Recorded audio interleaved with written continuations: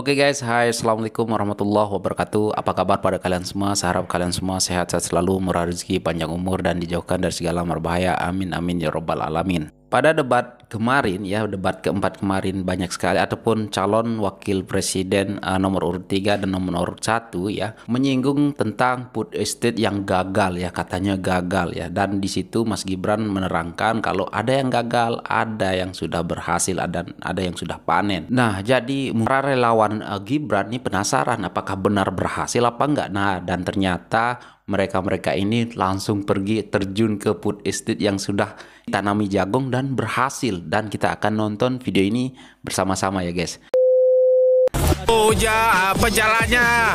Terjal sekali. Ekstrim kiri kanan. Ada perkebunan. Oh, ini food estate ya.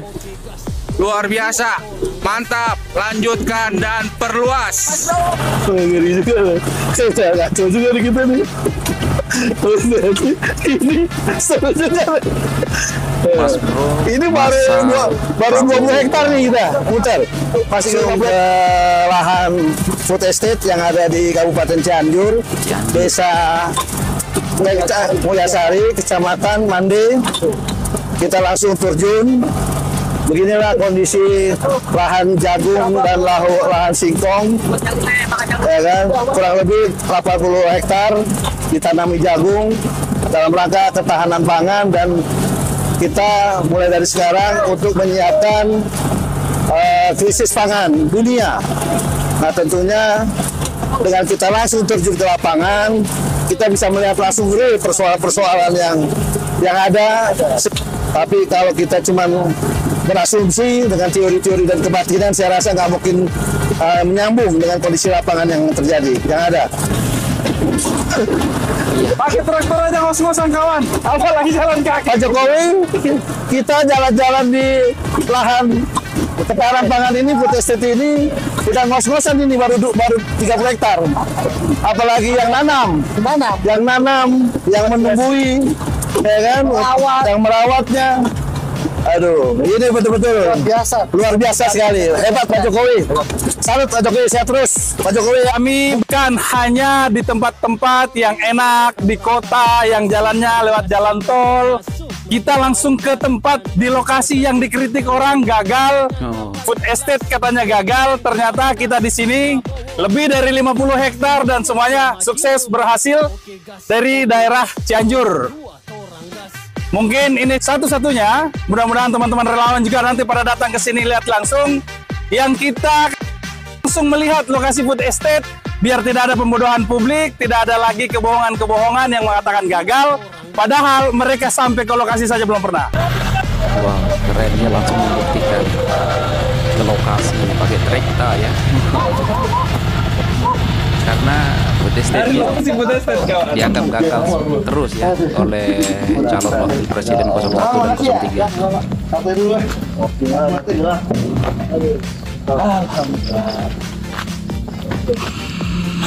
Mantap. Itu alat panen. Panen langsung jadi karung.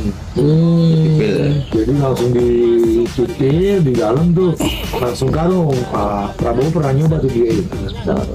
Sampai kunjungan Prabowo, ya udah duduk di sini Prabowo ini semua itu. Saya Riga Baramanda. Saya Herman Maulana. Saya Arif.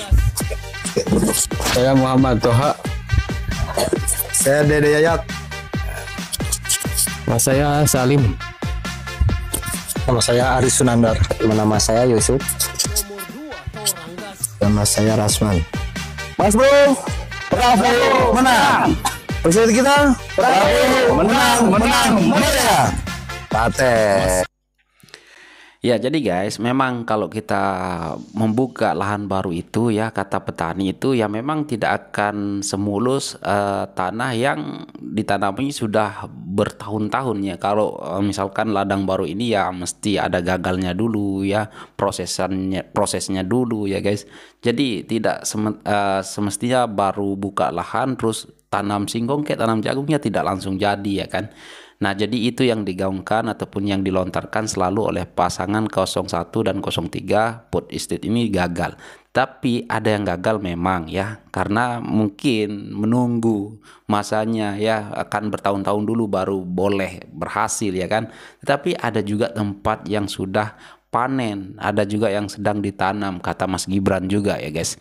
Jadi membungkam mereka-mereka yang selalu menebarkan ya bisa dibilang pembodohan publik juga ya guys. Oke, dengan video selanjutnya kita akan mendengar Ade Armando yang menganggap debat kemarin memang luar biasa. Mas Gibran menguasai panggung ya ataupun memenangkan debat, dan sebentar lagi kita akan mempunyai pemimpin muda ya. Kita dengar dulu video ini.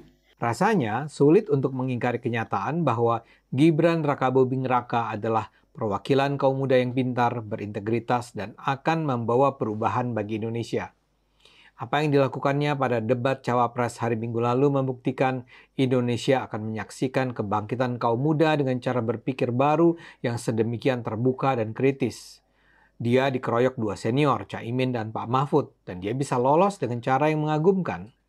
Memang sebagian orang tidak bisa terima dengan keberanian dia membanting para senior yang dihadapinya. Lihatlah bagaimana dia mempersulit posisi Pak Mahfud. Gibran mengangkat sebuah istilah yang memang tak banyak dipahami orang, green inflation, yaitu inflasi, kenaikan harga-harga yang disebabkan semakin tingginya perhatian orang pada isu-isu lingkungan. Dan pertanyaan itu betul-betul membuat Pak Mahfud terbungkam karena saya duga dia tidak paham. Buruknya lagi, Pak Mahfud kemudian menyatakan tak akan menjawab karena isu green inflation itu recehan. Di sisi lain, Gibran mempersulit Caimin dengan pertanyaan tentang lithium iron phosphate alias LFP. LFP itu juga bukan istilah yang dikenal masyarakat umum. Tapi LFP memang pernah dilontarkan Tom Lembong, salah seorang juru bicara Anies Muhaimin ketika mengkritik pilihan pemerintah untuk mengembangkan mobil listrik. Menurut Tom, dengan LFP kita tak perlu mengembangkan mobil dengan baterai dengan kandungan nikel. Seperti Pak Mahfud, Caimin terpaksa bungkam dan malah bicara soal etika.